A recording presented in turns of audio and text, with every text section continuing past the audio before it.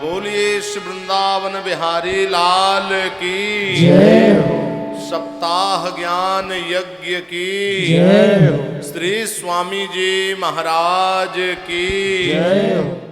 जो भगवान एक क्षण में संपूर्ण सृष्टि का निर्माण कर देते हैं, संपूर्ण विश्व का निर्माण कर देते हैं, श्रोताओ, तो छप्पर छाने में कितनी देरी?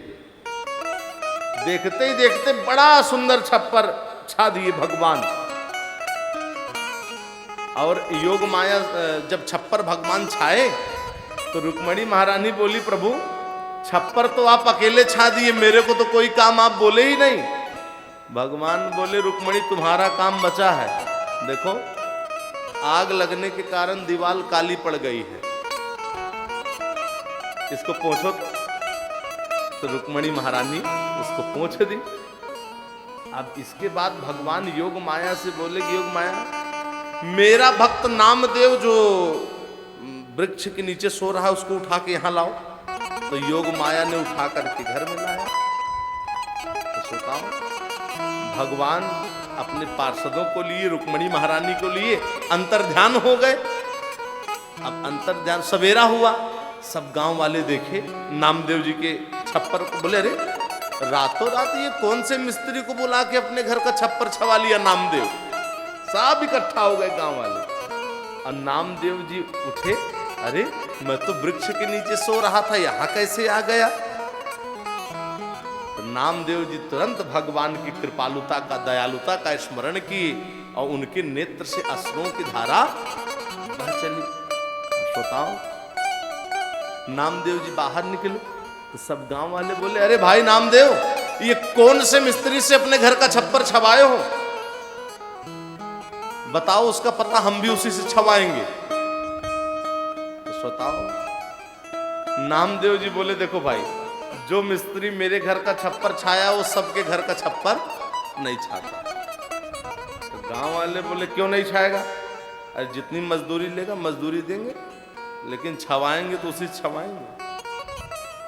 तो नामदेव जी बोले, देखो भाई, जो मिस्त्री मेरे घर का छप्पर छाया है वो सबके घर के छप्पर को नहीं छाता, वो उसी के घर का छप्पर छाता है जो अपने हाथ से अपने घर में आग लगा लेता है। अब अपने हाथ से अपने घर में कितने लोग आग लगाएंगे? सब पीछे हट गए। तो एक नवयुवक था, वो तैयार हो गया, बोला मैं आग लगाऊंगा अपने घर में। तो वहां पर एक वृद्ध थे, वो बोले कि देखो, नामदेव भगवान का परम भक्त है, उसकी भक्ति से प्रसन्न होकर के भगवान ने उसके घर का छप्पर छाया है। वो तेरे यहाँ तेरे घर का छप्पर छाने के लिए आने वाले नहीं। तो इससे सिद्ध होता है भगवत भक्तों कि राम सदा सेवक रुचि राखी, वेद पुराण संत सब साखी। भगवान सदैव अपने भक्तों के मान को रखते हैं, इसलिए भक्तों को चाहिए कि अनन्य भाव से भगवान में निरंतर प्रेम करते रहें। कि राधे राधे कहिए सहारा मिलेगा, राधे राधे कहिए सहारा मिलेगा। कृष्ण कृष्ण कहिए किनारा मिलेगा, कृष्ण कृष्ण कहिए किनारा मिलेगा। किनारा मिलेगा, सहारा मिलेगा, किनारा मिलेगा, सहारा मिलेगा। किनारा मिलेगा, सहारा मिलेगा, किनारा मिलेगा, सहारा मिलेगा। फिर न जन्म ये दोबारा मिलेगा, फिर न जन्म ये दोबारा मिलेगा। राधे राधे कहिए सहारा मिलेगा, राधे राधे कहिए सहारा मिलेगा। कृष्ण कृष्ण कहिए किनारा मिलेगा, कृष्ण कृष्ण कहिए किनारा मिलेगा। तो सही है कि नहीं? संसार में सब किसी ना किसी का सहारा चाहते हो कि नहीं चाहते हो? सब कोई चाहते हो, कोई बेटे का, कोई बेटी का, कोई बहू का, कोई पिता का, कोई पत्नी का सहारा चाहते हो कि नहीं चाहते? लेकिन ये सब कोई सहारा नहीं देंगे। अगर सहारा पाना चाहते हो तो राधे राधे कहिए, सहारा मिलेगा। और ये बताओ, संसार से सब कोई किनारा चाहते हो कि नहीं चाहते? कृष्ण कृष्ण कहिए, किनारा मिलेगा। राधे राधे कहिए, सहारा मिलेगा। राधे राधे कहिए, सहारा मिलेगा। कृष्ण कृष्ण कहिए, किनारा मिलेगा। कृष्ण कृष्ण कहिए, किनारा मिलेगा।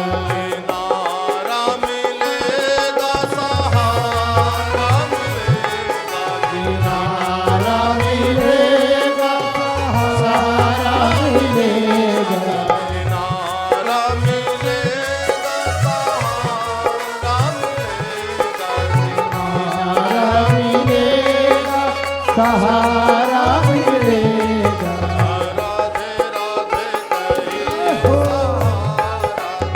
श्री राधे राधे राधे कहिए, सहारा मिलेगा। हरि बोल। कृष्ण कृष्ण कहिए, किनारा मिलेगा। बोलो वृंदावन बिहारी लाल लाल की जय हो। देखो अब सुखदेव स्वामी जी क्या कह रहे हैं? कह रहे हैं, परीक्षित, अथाता कीर्तये वंशम पूर्ण कीर्ते कुरुदवः स्वयं भुवस्यापि मनोहरे रंसांस जन्मनः। हरे नमः। अथाता कीर्तये वंशम पूर्ण कीर्ते कुरुदवः। सुखदेव स्वामी जी कह रहे हैं कि महाराज परीक्षित, अब मैं महाराज स्वयंभू मनु के वंश का वर्णन करूंगा, जो कि भगवान श्री हरि के अंश ब्रह्मा से उत्पन्न हुए थे। देखो, भगवान के अंश कौन है? ब्रह्मा। और ब्रह्मा के स्वयंभू मनु, जिनकी पत्नी का नाम शतरूपा था, जिनके दो पुत्र थे, प्रियव्रत और उत्तानपाद। और ये दोनों भगवान वासुदेव की कला से उत्पन्न होने के कारण संसार की रक्षा में तत्पर रहते थे। देखो, उत्तानपाद की दो रानियां थी। बड़ी रानी का नाम था सुनीति और छोटी रानी का नाम था सुरुचि। यहां पर समझिए, सभी मनुष्यों की दो पत्नियां हो सकती हैं और सुरुचि ही सबको अच्छी लगती है। सुरुचि का अर्थ क्या है? सुरुचि का अर्थ है मनपसंद इच्छा। मन को जो भी अच्छा लगता है, ये मनुष्य उसके लिए आतुर हो जाता है और सुरुचि का दास बन जाता है। लेकिन देखो, जिसे सुरुचि से प्रेम होगा उसे सुनीति से प्रेम नहीं होगा, क्योंकि भगवत भक्तों, सुंदर नीति ही सुनीति है और सुनीति विषयों की ओर नहीं दौड़ती। इसलिए ये अभागा मनुष्य सुनीति से प्रेम नहीं करता, सुरुचि से प्रेम करता। लेकिन अच्छे से समझना, यदि आप लोगों का प्रेम सुरुचि से होगा तो आप लोगों का पुत्र भी उत्तम सरीखे होगा। उद माने ईश्वर और तम माने अंधकार, अर्थात ईश्वर से विमुख हो जाने वाला पुत्र होगा, भगवत धाम को प्राप्त करने वाला पुत्र नहीं होगा। लेकिन अगर आप लोगों का प्रेम सुनीति से होगा तो आप लोगों का पुत्र भी ध्रुव सरीखे होगा, अर्थात ना नष्ट होने वाला, भगवत धाम को प्राप्त कर लेने वाला पुत्र होगा। तभी तो उत्तम यक्षों के द्वारा मारा गया और ध्रुव पर ब्रह्म परमात्मा के दिव्य लोक को प्राप्त किए। तो राजा उत्तानपाद की दो रानियां थी। छोटी रानी सुरुचि राजा को अधिक प्रिय थी, इसलिए हमेशा अभिमान में भरे रहती थी। देखिए श्रोता, इस लघु जीवन में मनुष्य को किसी प्रकार का अभिमान नहीं करना चाहिए। और दो चीज पर अभिमान होता है इस मनुष्य को, पहला धन और दूसरा जवानी। लेकिन याद रखना, ये दोनों चंचल हैं। कैसे चंचल हैं? धन यौवन चंचल दामिन सोथिर, मानी के नेह लगाते हो क्यों, लघु जीवन में अपने तन का अभिमान किसी से बताते हो क्यों, रत्न सी मानव देह मिली, इसको तुम व्यर्थ गंवाते हो क्यों। देखो, जिस धन पर अभिमान हो जाता है, जिस जवानी पर अभिमान हो जाता है, ये दोनों चंचल हैं। कैसे? दामिन सोथिर, जैसे आकाश में बिजली चमकती है फिर लुप्त हो जाती है कि नहीं, वैसे धन है, जवानी है, समय के अनुसार प्राप्त हुआ और जहां समय निकला तो इनका कुछ फिर अता पता नहीं चलता। छोटी रानी राजा को अधिक प्रिय थी, सुरुचि, हमेशा अभिमान में भरे रहे।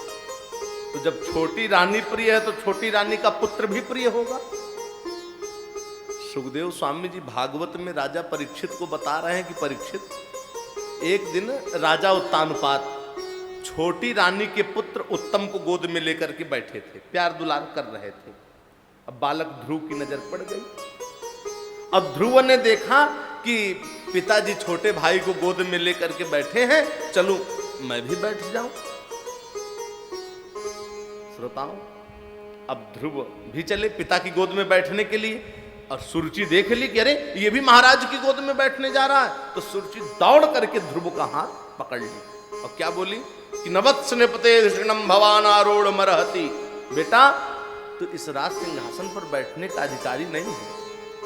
यद्यपि तू राजा का ही बेटा है, लेकिन मेरी कोख से तेरा जन्म नहीं हुआ। अगर तू राजगद्दी पर बैठना चाहता है तो जा करके भगवान श्री हरि की आराधना कर, तपस्या कर। अगर उनकी कृपा कहीं तेरे पर हो गई तब तू इस राजगद्दी पर बैठ सकता है।